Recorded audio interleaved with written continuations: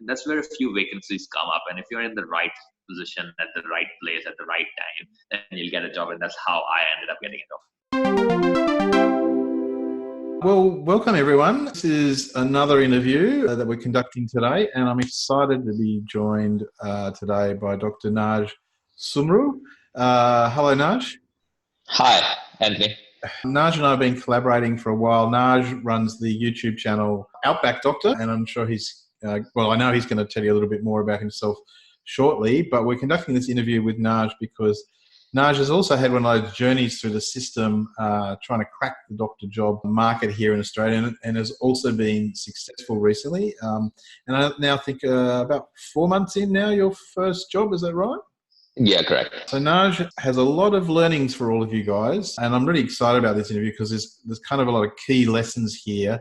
And without stealing Naj's thunder, I think these are kind of vital lessons if you are really aiming to get a job as a doctor here in Australia, particularly if you're coming through what's called the standard pathway process.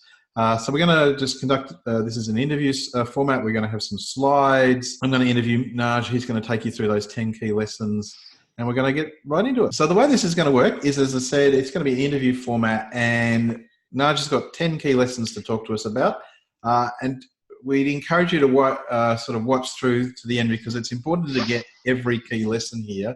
And then at the end, we're going to talk to you about how you might be able to get some further help in your aim of becoming a doctor here in Australia. Before we get into that, we should obviously do a bit of a disclaimer. I think both Naj and I try and give the very best advice we can in the YouTube channels and the other sort of formats, the websites and others, and the Facebook groups that we run. But it is important to understand that this is general advice, and there's personal views here, and we would strongly encourage you, and we'll talk about this at the end, to get some individual independent advice as well around your particular situation, because this is a very complex beast, and individual circumstances may vary. You wanted to say a few things as well, Naj, so over to you.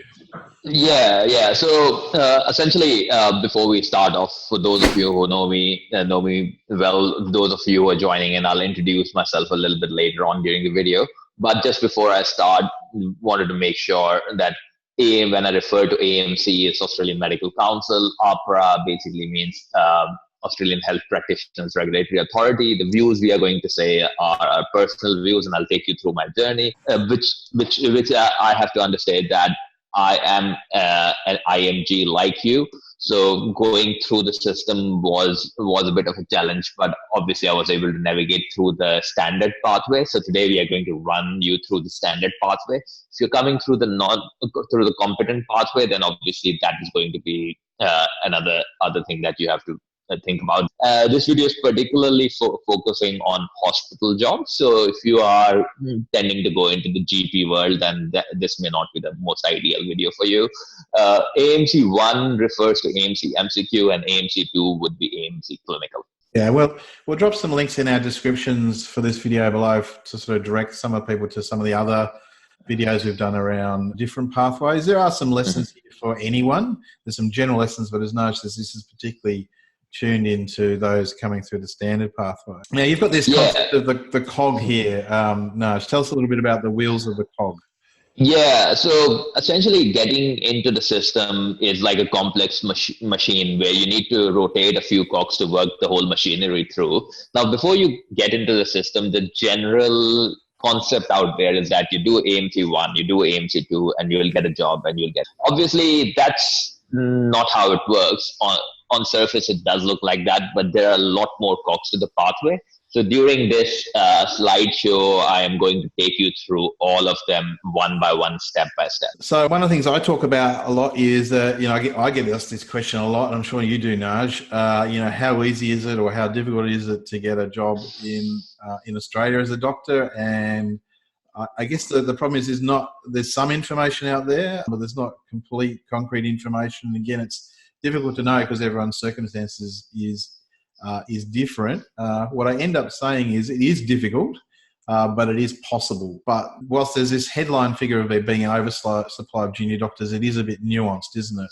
Yeah. So I think it's much more complicated than we think it is. So essentially, there are things out there that Australia has has a shortage of doctors and they need doctors, which is true, but not at the junior doctor level, because essentially when you're coming through the standard pathway, the first year has to be supervised, and to be supervised, you need a supervisor who is a senior doctor. Now, there is a shortage in Australia in the senior doctor category, and people who are consultants and at that level. And because of that shortage, it affects the junior doctors who are coming in. So a consultant can only supervise X number of doctors, very limited number of international doctors. Therefore, if you are coming through the standard pathway, it makes life challenging, because you not only need to secure a job, but that hospital needs to make sure that they have a consultant who's also willing to supervise you. And therefore, the competition becomes really high. And to put a number to the figure, it's very challenging. But in my opinion, I'd say for every job, or if all the applicants apply, there's only a 10% chance of success. Yeah. In the first 6 months. Yeah, there's literally thousands of doctors in Australia going to the AMC process. Kind of know this by the number of people sitting the exams, and anecdotally, the number of positions that come up that would be suitable for someone on the AMC pathway, the standard pathway, maybe 100 in a year. It's sort of a bit hard to gauge, but so yes, it's probably a 1 in 10 chance, but persistence can be your friend there as well. Absolutely. So tell us about the pathway, Naj. Yeah, well, there are basically 3 pathways are coming into Australia. So one is the standard pathway, which is on the slide that you can see. The other one is the competent pathway, just for those people who have graduated from UK, US, Canada, or countries that are comparable. And the third pathway is the specialist pathway. So this standard pathway, I also deem it as the non-competent pathway, because this is one of the most challenging pathways to get into. Essentially, this is a slide I picked up from the APRA's website. So there are 2 ways of working in Australia. Either you do your AMC MCQ, which is AMC 1, and secure a job offer, get on a limited registration and continue to work for a year, and then do your AMC 2.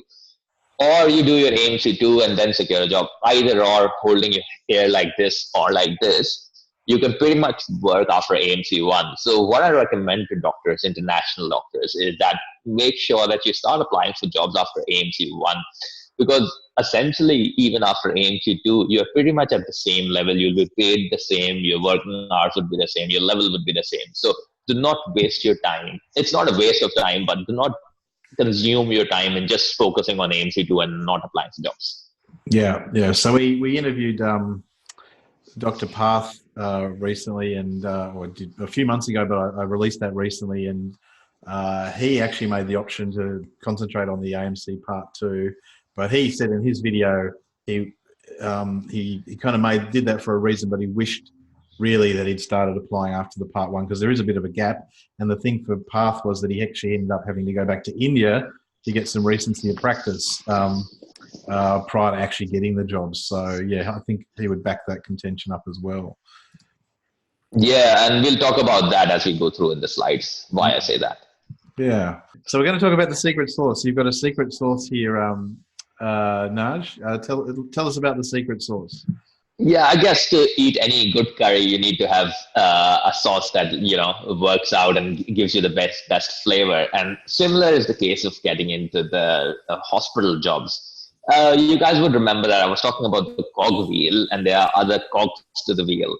And these are the ones that I basically emphasize on. So essentially, you work on your AMC2, AMC1, but you also need to have a permanent residency. Permanent residency plays a critical role in getting you in the system, because the reason why that's important is that the hospitals don't have to sponsor you, and sponsorship can take a long period of time. The other things of importance are the recency of practice. We are going to talk about that, and that's why I was saying that if you're fresh, if you've done AMC1, if you start applying for jobs, application, the way you put in your application, you can be the best doctor in the world, but if your application and your interview isn't good, then you would not get the job. So yeah, so experience plays a essential role in Australia. So if you're a fresh graduate as compared to somebody who has got a couple of years of experience under the belt, you are more likely to get selected if you have the experience. Yeah. So we'll come back to some of these elements, but one thing I wanted to focus in on with that particular slide is the permanent residency. So not only is it useful for you to have your permanent residency from an employer's point of view and not having to sponsor you for a visa, the other thing that I talk to people about is that in Australia, the legal situation is that jobs have to go to Australian citizens or permanent residents first. So by having your permanent residency, you can dramatically lift yourself in terms of your candidacy, because basically if you're eligible for a job and there's 10 other people going for it and you're the only one with permanent residency, then they will give you the job. That's just basically the law. So it can really boost chances as well. And the problem there is you don't get your permanent residency overnight, do you, Naj? There's a process to that. You usually have to start on a visa of some sort and graduate yourself up to that. Yeah, generally a student visa, as I did in my case. But I guess that's a video in itself, how to get a permanent residency without the AMC.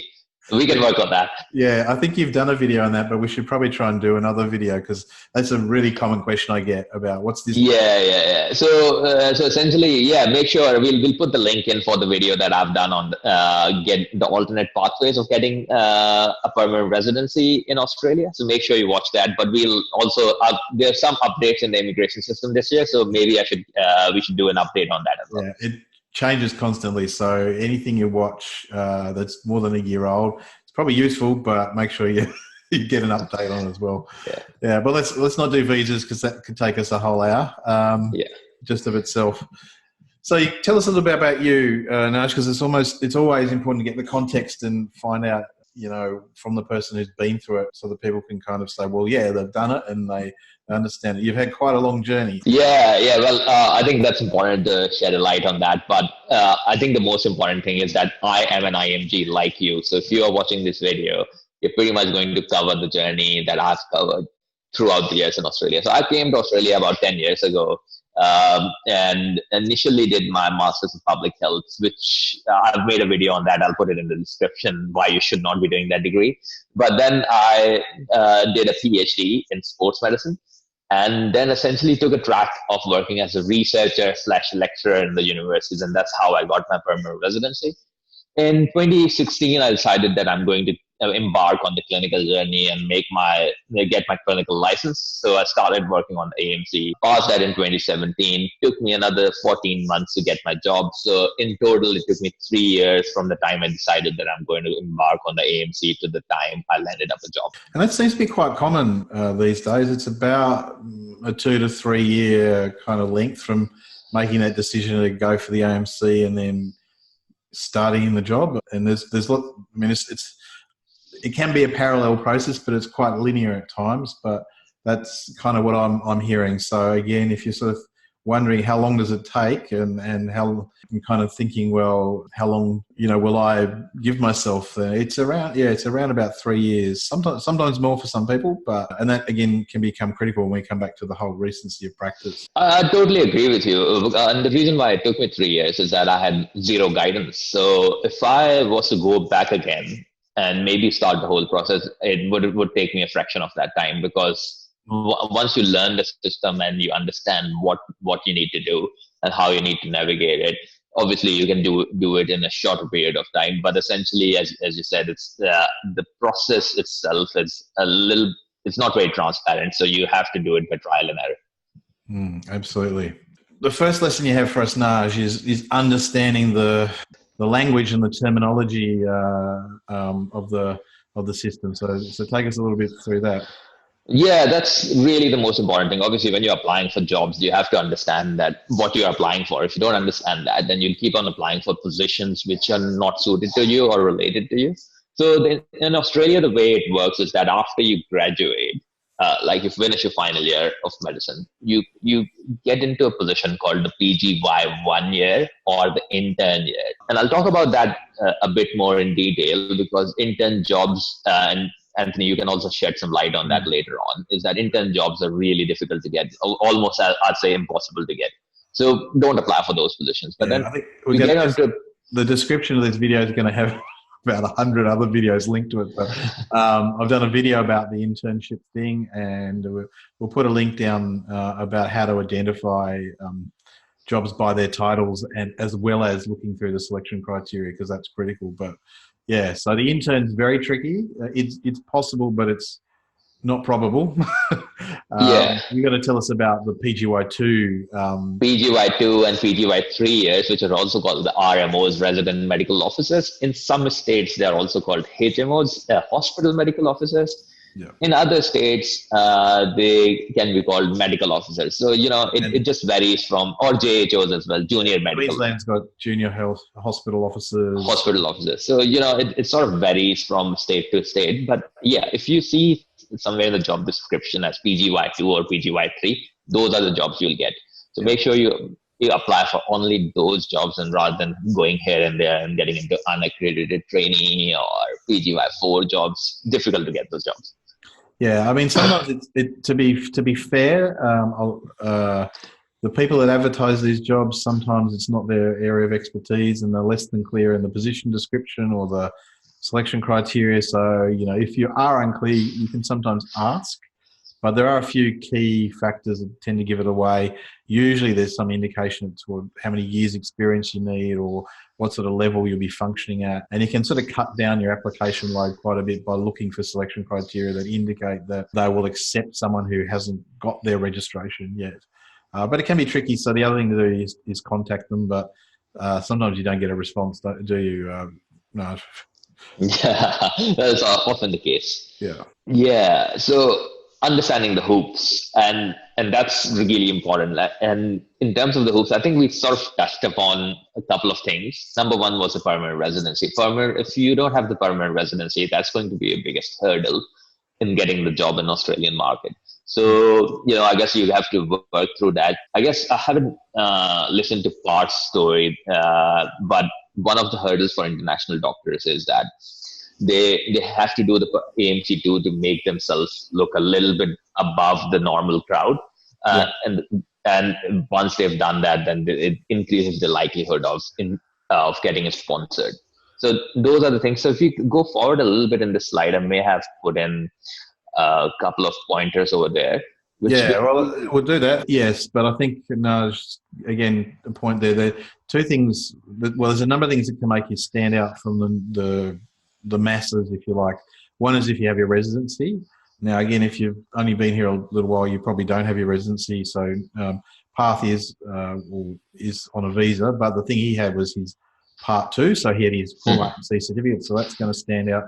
Another thing is often if you've done well in your English language test, like above the average, that can sometimes stand out on a CV. So you need to kind of try and have a point of difference around some of these things. You don't have to have all of them, but bear in mind that there's going to be a number of people who just have the AMC Part 1.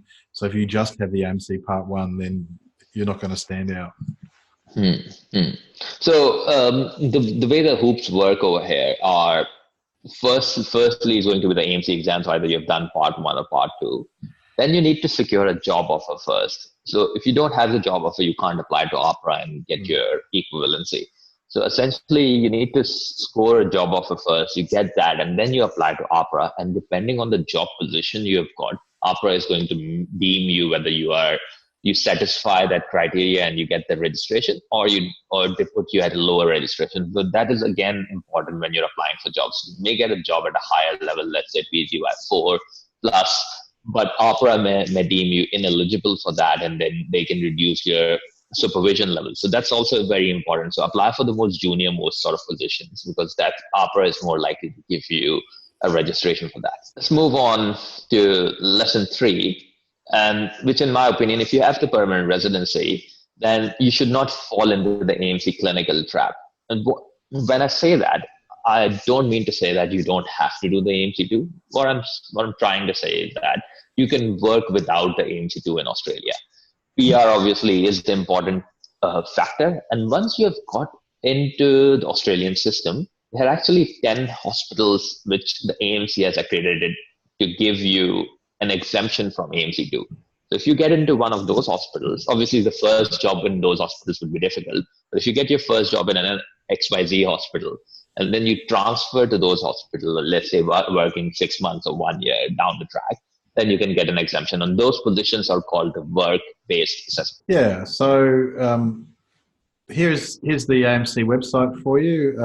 And so you can go here. This is the website that you will probably be familiar with once you sort of engage in this process anyway. And you can see that this is the kind of process for going through the 2 exams. But as Naj is saying there, you can see also that if you're able to get a job at any of these hospitals, then, and there's pretty much one in most states and not every territory. ACT and Northern Territory aren't represented here, but I think there's one in every state of Australia. And then there's an opportunity to go through this workplace-based assessment program. And most people who get into this program do get through, probably for a couple of reasons. One is that the hospitals are only going to select people that they think are, at a high level. And so the selection process is kind of guaranteeing someone who's probably going to pass through this program. And the other good thing about the workplace-based assessment program is it's continuous feedback. So if you aren't up to standard in a certain area, you'll get that straight away, and then there's an opportunity to improve.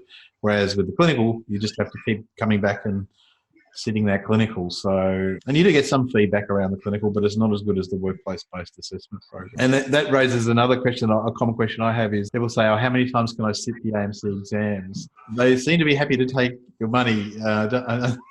There's no limit to how many times you sit either of the exams. There's usually there has in the past been a waiting list for the clinical, but yeah, you can keep sitting as many times as you like. And on top of that, I must add that there's no expiry either, so you can do your exam and it remains current. Yeah, that's true as well.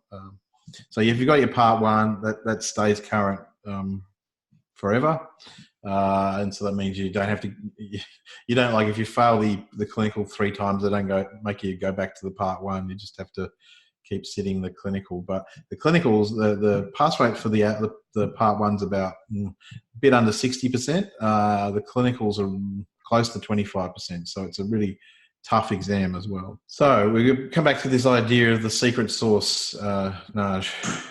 Yeah, so we've spoken about a couple of things over here. I think we've touched really comprehensively upon the importance of PR. But then there are other factors such as recency of practice, application, interview, and experience. So let's move on to them and talk a little bit more about them. Okay, let's do that. Yeah, so this is the most important thing, recency of practice. So no matter how well you've done in your AMC 1, AMC 2 English exam, you will not get a job in Australia if you do not have the recency of practice. And Opera's website clearly states that. We'll try to put a link in the description as well, that essentially you need at least 4 weeks of clinical work in the last 12 months to qualify. If you don't have that, then it needs to be at least 3 months of work in the last 3 years. So if you've got that amount of paid clinical work, and it can be in any position, it can be as a GP, it can be in the hospital, or it can be in a different private practice. As long as you've got that, then Opera would be able to sign you off and say that you've got the recency of practice. It's really important that you have that before applying for jobs, because most of the times when you apply for jobs, and this is a mistake I was making, is that I used to apply without the recency of practice, and the first thing the employers will look at is the recency of practice. If you don't have that, they will not read your application and it'll be thrown in the bin. Yeah. And bear in mind, this is a minimum standard across doctors and other professions, in fact. So it's also about, say, doctors who've had a break. Often doctors go on a break for to have children and things like that. So if they're a specialist or anything like that. So it is a minimum standard. And it basically, if you do struggle with that recency of practice, there's a process, if you're generally registered or specially registered, where you can come back still, but with some oversight until they're comfortable. So again, with the jobs that international medical graduates are doing through the standard pathway, there is a level of oversight and supervision to counter your familiarity both with the Australian system or just your recency of clinical practice. I think the key thing is, obviously you have to meet that minimum, but from an employer perspective, they will also start to worry if it's been more than 2 years, definitely 3 years since you've done any work. So often when people come to me and say, well, I'm struggling, I've had a couple of interviews, but I put in lots of applications and I'm not going anywhere, and I look at their CV and it's been 3 years since they've worked, I'll say, look, I really strongly suggest you go, if you can, go back to your own country and do at least 3 months, if not a bit longer. That's going to be a key thing that helps improve your candidacy. So again, you may don't fall for the trap of the minimum of what APRA says. That's just for registration. Think about what the employer's thinking about here as well. Yeah, no, I agree with you. I think the more the merrier. But in my case, because I was working full time in Australia, I couldn't afford to go more than 1 month. So what I would do is that whenever I got my holidays, I'd go back for a month, work over there, come back, and that sort of worked for me. But the other thing is that I was working at the junior level, so I'm PGY2, and that they sort of are a little bit more lenient at that. Then there's the application process. Well, very important. So to know where you're going to apply, how you're going to apply, and what you're going to apply for. So we've already spoken about the positions or the levels you're going to apply, the RMO positions, PGY2 sort of area. The thing that I've sort of learned through my experience is that the RMO campaigns are not very productive. They take up a lot of your time, but I haven't seen a lot of people scoring jobs in that. So if you can apply for them, it's a good practice because that helps you develop a selection criteria and write up all the questions. But the chance of getting a job through the RMO campaign is quite low. Remember, the reason is that all the Australian graduates actually also apply through the RMO campaigns. And you're sort of competing with people who already have APRA registration, who already have work experience in Australia or have done their intern here. And also you're competing against people who have got competent registration or competent pathway entry. And that sort of makes it very challenging. So that's one. So if you have time, apply for that. If you don't have time, don't worry about it. Secondly, references. Make sure you've got Australian references.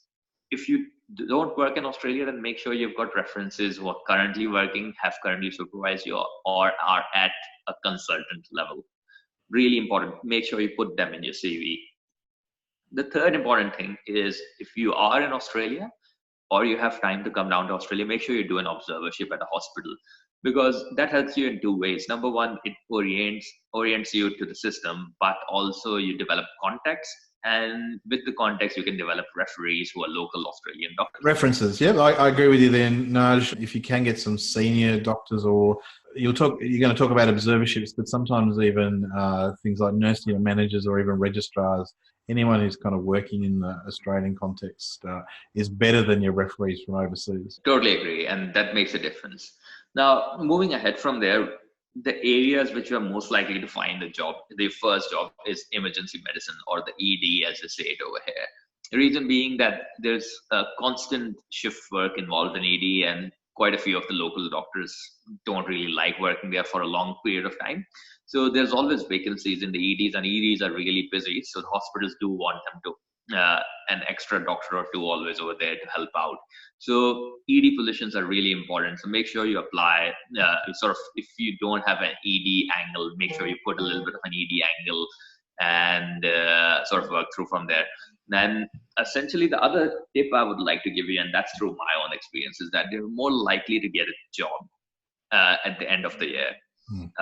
And end of the year, the reason being this is that a lot of doctors at the end of the year decide to take up a specialty program for the next year, and they've applied for a position and they want to take a bit of a break, enjoy their time. So they'll sometimes resign a little bit early, let's say November, December, and that's where a few vacancies come up. And if you're in the right position at the right place at the right time, then you'll get a job. And that's how I ended up getting a job. Yeah, absolutely. There are, from my perspective, there's always been a couple of peak times when it's good for IMGs to apply, to explain that the whole system's geared around the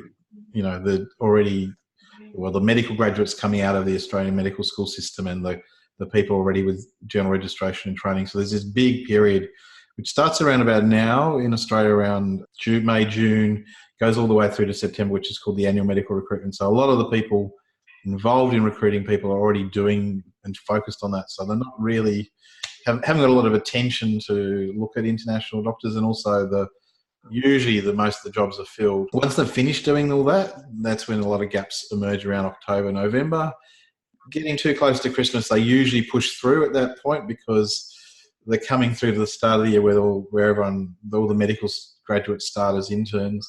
There's sometimes a bit of a period also around about April, May, where people might have dropped out and they haven't quite got into annual medical recruitment, where you might see a few jobs being advertised. And the reason being there is that they know they've got a whole year almost to fill. So yeah, so it's about April, May, and then October, November are kind of the two good times to look. Yeah. Actually making yourself presentable to the employers, and I think this is important. I used to see quite a few people, because I used to be on these blind copy lists where people would just randomly email me about their interest in a job at my hospital with no tailoring, so they went straight into the trash. Yeah, you really do need to know how to present yourself in a format that's going to at least get some attention from the employer, don't you? Absolutely. So there's been a lot of research that employers on average spend like 5 to 6 or 7 seconds on a CV. And essentially, like from what I know, I was speaking to one of the hospitals in Sydney, and they said that for every position, they get an average of 40 applicants, and they just don't have the time to read through everything. So if your CV sort of doesn't stand out, number one, doesn't have the right things written on it, don't have the proper cover letter, you're more likely to get and end up in trash can. Yeah. And again, I've done a number of videos about the cover letter or email and the CV, the resume, what stands out. You can see an example there on this PowerPoint slide of the type of Australian CV that I recommend. There's a few other things that you would want to add in as an international medical graduate to make sure that you get through what's called the initial cull. We'll talk about that towards the end in terms of how you can get some help around that, but we'll put some links in the description below for that as well. But let's move on to lesson 7. Brilliant. So this is the most important lesson, and this is a lesson which not many people tell you about. This lesson is doing the legwork. And when I say legwork, it's important that you follow up your application. So whether you have to give them a ring after applying, whether you have to re-email them, or whether you have to go to the hospital, make sure you do that. The reason why this is important is that it shows that you are really interested in the job. You are genuinely the one. If you get the job, you are going to go over there and work over there. A lot of people apply all over Australia, and then they drop out on jobs. Number 2, it puts a face or a voice to your CV, and employers like that, because they like that this person has the passion and the desperation and the commitment and the motivation to come and work for us. Then let's give him a chance rather than somebody who sent us one email. Doesn't beat doing that sort of stuff. And in fact, tip I would have is, I see this a lot, and I think you talk about this too, Naj. When you're going through the AMC process, you can kind of get into this bubble with other IMGs where you're, studying with them and getting feedback from them. And it can get a little bit dismal because people start to reflect on their frustrations with the system. You need to step outside that and find any opportunity to meet with actual doctors who are already working the system. So maybe if you can afford it or whatever, go to some of the conferences where doctors are, do some networking. You might get some leads there around observerships or knowing about jobs coming up. And that can really be, again, helpful and can be an efficient way of kind of doing the rounds. But then try and get outside the big cities if you can and look at some of the regional and rural centres. That's where the jobs tend to come up. Naj is a great example of that. You're in a regional centre, aren't you, in Victoria? So, it's an obvious thing, but the jobs tend to fill out from the middles of the capital centres, or they fill in in the middle of the capital centres, and doctors kind of get recruited in when there are vacancies. So, sometimes you might be lucky and score a job at the Royal or the Saint, but that's pretty unlikely. You're more likely you're going to get a city on the fringes of hospital on the fringes of the capital city, or in a regional area, or even a rural area. Yeah, absolutely. And one of the things you can do to network and span out is go to career events. So you can either go to a conference of your liking. For example, you're into EDs, you go to an emergency medicine conference. But one good place to go in Australia is Australian Medical Association Career Expo. So they run it multiple times in different capital cities. I recently made a video on the AMC Expo in Melbourne.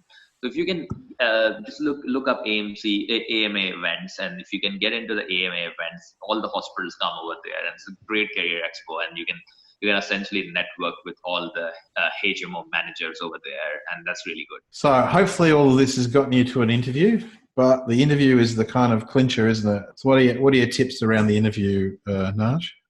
Look, Anthony, I think you, in your videos, you cover in interviews really well, how to go about them. So if anybody has not watched those videos, I would highly recommend watching those videos. But yeah, these are the things that seal the deal for you.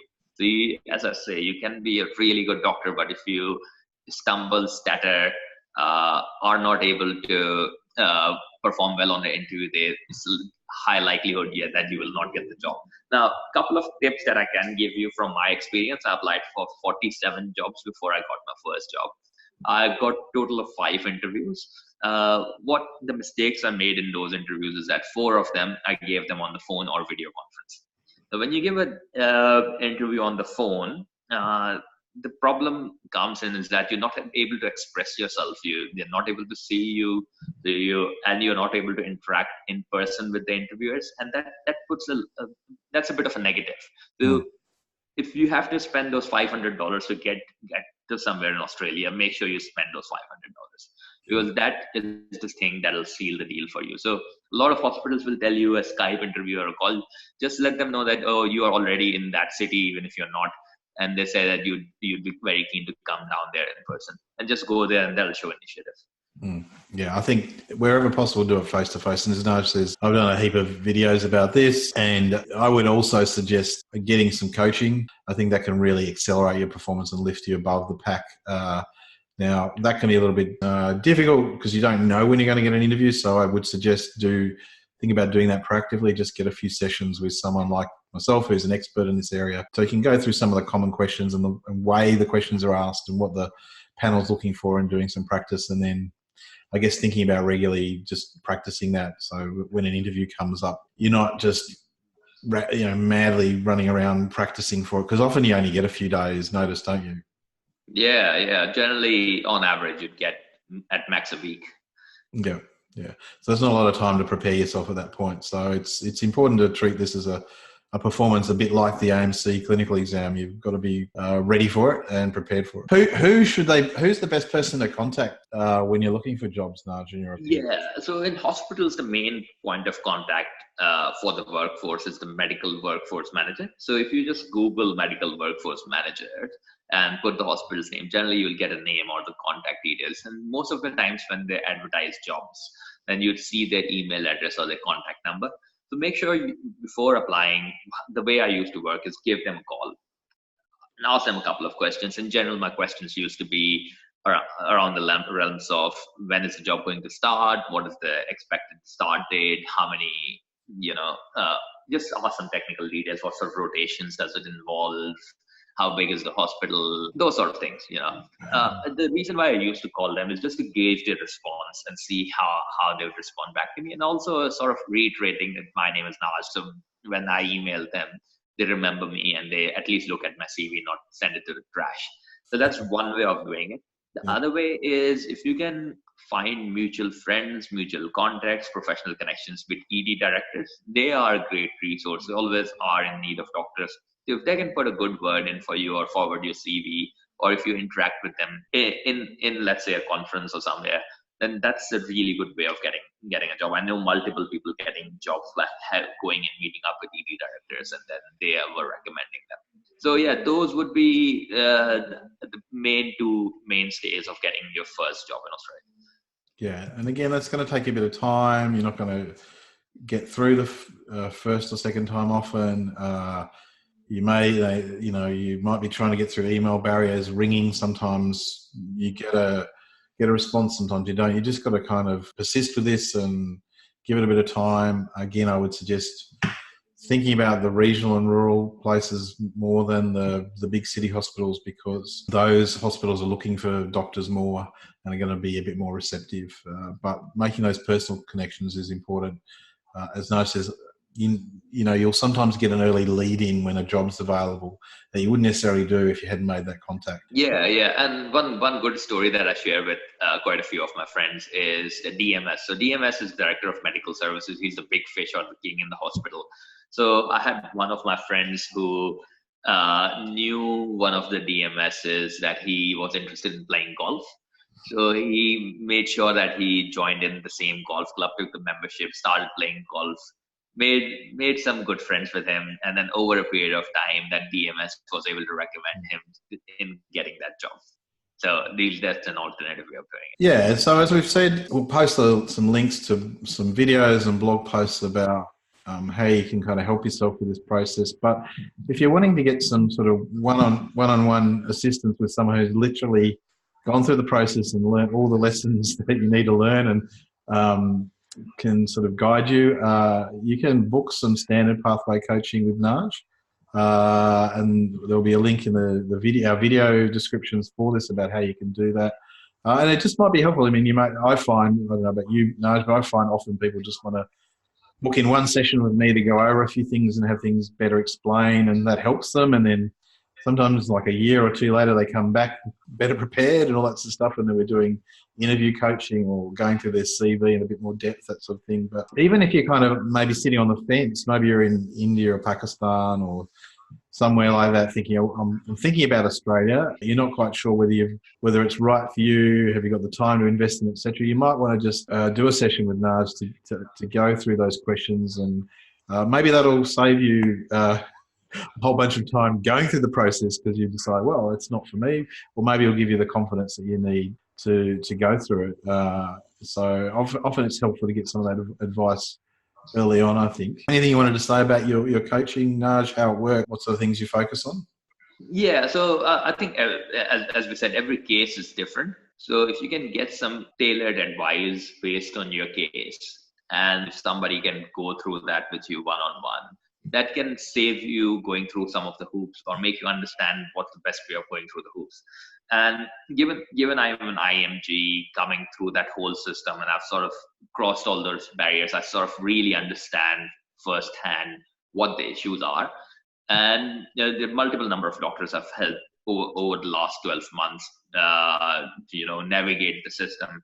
And I guess having a chat with me and, understanding the system would accelerate that process, hopefully.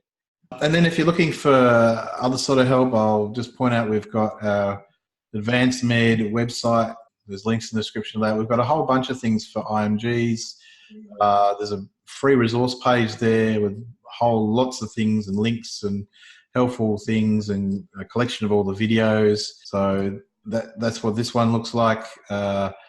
We've set it up specifically for international medical graduates. There's a link to join the Facebook book group, which has over 1,000 members in it now, where I pop in and Naj pops in and answers questions people might have about the process. I've got all the videos that I've made around this, although I think I've got to add a few more in that I've recently done. Links to recruitment companies, registration links. Here's a good part. I've linked all the employment portals, so if you're kind of wondering where to look for jobs, they're there. If you are looking for sort of more help, we also do coaching for doctors, and you can get some comprehensive coaching around the standard pathway. I also do some individual coaching as well. Also help specialists with the specialist pathway. So this is where you can book into a session with Naj. And some people might be thinking at this point, well, my CV does need a bit of an overhaul. Well, we've got you covered on that as well. A number of options on the website for that. You can access a CV builder from us. We can do a review of your CV or a course on your CV. And the thing that a lot of IMGs are now asking me for is a complete overhaul of their CV. So if you're an early career graduate, we've got a 2-page CV product there for you, or if you need something slightly bigger, then we can help you out doing that as well. So plenty of things if you're looking for additional assistance there on our website. So Naj, one final lesson we wanted to just cover for everyone, and that was, we've kind of used this word a few times, but persistence. Yeah, look, that's the most important thing. Persistence will make things possible for you. So make sure you don't give up. Keep applying for jobs. Improve your strategy. Improve your persistence day in and day out. Keep applying, and one day you'll get that job. Yeah, absolutely. I think persistence is the key here. Pays to be smart though, so you've gotten some tips about how you can do that, and have a strategy, stick to it. But if it's not working after a while, be prepared to change a little bit. That should help you out. So it's been great talking to you today, Naj, and covering sort of the comprehensive view of where you started from and how you got here. I'm sure people might have some questions for you. What's the best way of getting in contact? Obviously, this video will be on your channel, so there's some links there. But any other ways people can get in contact with you? Yeah, best way would be just emailing to me at outbackdoctoraustralia@gmail.com or sending me inbox message on Facebook Messenger. I'm quite active over there. But at the same time, Anthony, thank you for the opportunity in terms of collaborating and making this video. I'm sure that this video is going to help out a few of the doctors who are coming into Australia in the next few months or years. Yeah, and please subscribe to my channel and Naj's channel and watch some of our videos and help us out. We spend a lot of time, don't we, creating this content. A lot of it's for free for people's benefit. If you want to use some of our services, that's great. That helps us out too. But we realize a lot of people are just using this in a free way, and we're happy to do that. But you can certainly support us. You may have some questions that you can pop in the comment boxes below. We'll endeavour to answer them as well. Thanks again, Naj, and I'll see everyone in the next video. Thank you very much. Adios. Bye.